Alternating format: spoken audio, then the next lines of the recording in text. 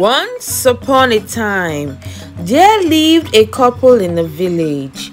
They seemed to have everything going for them except being able to conceive. They have been married for several years and yet no child. Anytime she passes by the village or goes to the market, women will gather to gossip about her. They called her barren. Some called her a witch who eats her unborn babies. This would make Ned so sad and she cried all the time. But the couple decided to trust in their chi. The couple loved themselves so much that even in the midst of all that is going on, they still found comfort in themselves. One day, on their way to the farmland, they heard the cry of a baby coming from their farmland. They rushed to their farm only to find a newborn baby wrapped in a piece of cloth and abandoned in their farm. Ned picked up the child and said maybe their chi has decided to answer their prayers. They took the child home, cleaned him up, and decided to raise him as their own, as he seemed to be abandoned and not needed. The only strange thing about this child was the birthmark, which was visible at his back. Neddy loved the child so much and they decided to name him EBUKA. A year after EBUKA came into their lives, Neddy took in and became pregnant. She thanked the gods because this child has brought blessing to their home. She had the first child and few years later had 2 more children. She loved EBUKA because since he came into their lives, things changed for the better in their home. People that were once mocked and rejected were now called blessed. The boy grew up to be a great hunter and he loved playing his flute as it brings him and everyone around him so much joy. One day, while going to hunt, he was playing his flute and was distracted as he did not see the princess of the land approach him. The princess is the only child of the king. She stopped him and commended his sweet music and asked how he learned how to play the flute so well. He said it was a gift from his chi. They talked for a while and the princess said she hopes to see him again so he could play some more music for her. He replied saying, as his princess wishes, and she bade him goodbye. The next day, he met the princess and he played some flute for her, and this made her so happy. They bonded over music. He saw the princess as more than a friend and hoped that their friendship would grow to be something bigger, he thought to himself. She invited him to come to the palace the next day, that she was sure that the king will enjoy his music. He was amazed as to such opportunity and told the princess that he would make out time and come play the flute for her in the palace. Back in the palace, the princess told the king about EBUKA and talked about how well he played the flute and told him that she had invited him to play for them.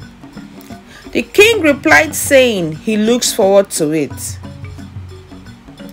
On the said day, EBUKA prepared and left for the palace with his flute to go and play some music for the princess. He was playing the flute when the king heard a beautiful melody from the palace and inquired where the melody was coming from. He was told that the princess' friend came to play the flute for her. He sent his guards to get him. He appeared before the king and the king told him of the festival coming up and that he would want him to play for them and that he would be rewarded handsomely. This made Ebuka so happy, and he accepted wholeheartedly, thanked the king and also the princess for this wonderful opportunity. On the day of the festival, Ebuka was dressed in a traditional outfit as a flute player, which revealed the upper part of his body. He came out to perform for the crowd, and his parents and siblings were also in the crowd cheering him on. He started playing, and there was silence as he moved around. And just as he approached the king and the princess and turned his back against the king got up immediately and asked him to stop. Everyone started murmuring, and the king asked him to come. He was a bit confused and approached the king immediately. He asked him where he got the mark on his back. He said it was his birthmark and that he has had it since he was born. He asked the boy who his parents were. Ebuka turned to the crowd and pointed at them. The king signaled for them to step forward. He asked them, how did Ebuka get the birthmark? They told the king that they were not his biological parents, and that they found him on their farmland many years ago as a baby and decided to raise him as their own.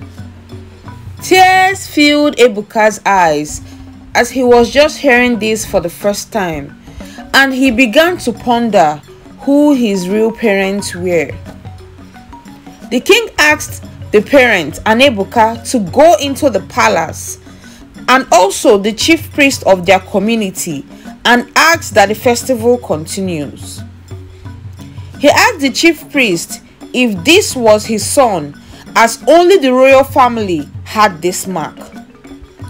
The chief priest then reminded him of what he did with a maid servant years ago, that she got pregnant for him, and he asked her to get rid of it and leave his palace. That the only thing the girl did not do was to get rid of that child. Instead, she had the child and then dumped him on this couple's farmland and left for another village to start her life afresh. The king asked Ebuka, his son, to please forgive him, and that he should come and take his place in the palace as the prince and the heir to the throne. This made his foster parents sad because they would miss him as their son, but also gave them joy as they know the origin of Ebuka.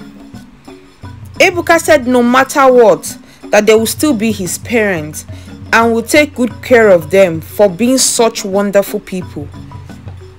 The king left the palace and announced immediately in front of the crowd, while the festival was still going on, that he has found his lost son and that he was next in line to be the king of their community. Celebration erupted in the palace, and a day was set for his coronation. The end. The lesson of this story is you should treat everyone with love because you do not know what they are going through. And when you give love, you receive love. You have no right to take a life because the rejected stone can be the cornerstone. Thank you so much for watching. I hope you enjoyed this story. Please do not forget to subscribe to our YouTube channel as it helps us grow. Please like, comment, and turn on the post notification so you'll be the first to know when I drop a new video. I will see you in my next video. Till then, bye.